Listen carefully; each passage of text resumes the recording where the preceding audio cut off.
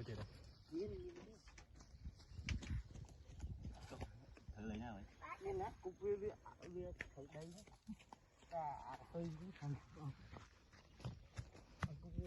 Con cọc mưa không bỏ nè, nó prey à? Nhưng ở vô thứ ấy tới chắc có dân lấy bởi bên nơi lơ được. Tờ bột lấy sờ bố, tờ bột lấy sờ bố, rồi sát sát chờ cọc môi, ta bồng anh. Ô chết cái nữa ban chi, chết cái nữa ban chi kì. Mà thấy cái ông này này, mình đi ấy, như sờn thằng này này. Ô mình cái pui không? Pui ạ. Chó này nè, ơi. Chó chạy lên. Nghe nhà mới dừng hai tơi nọ.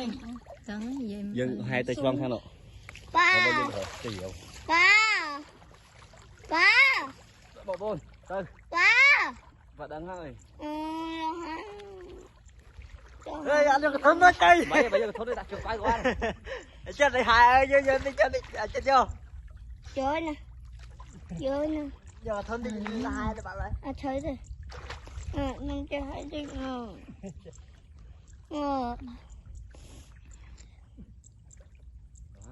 Sạp học. Ngờ.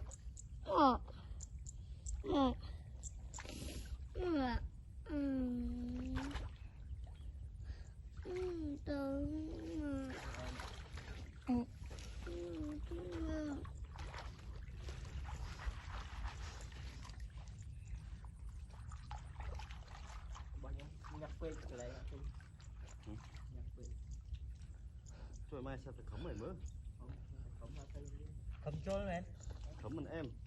Cầm trôi đấy thì thấm đi. Cầm tay. Biết đi hết đi. Thế là bạn khấm mình vô đây.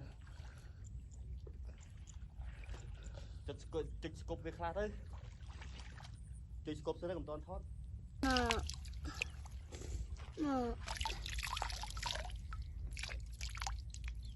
Sao xây kết rồi? Đây này. Giờ con Ư cụp ư mà, cụp ư. bị một Cho con bay. chắp ấy nè. Nung. Khấm cho Nung hai mơ nữa. Nung cụp ư. Thầy đó. Thấy ấy cụp ư. Mà ăn không cái thấy. nuôi. Đấy, tóc tím thế rồi. Ôi mà trong cho chắp cụp ư. Cái chén mũi chết. Khấm này là lơ mẹ đó. À, Khấm xích xanh chưa không?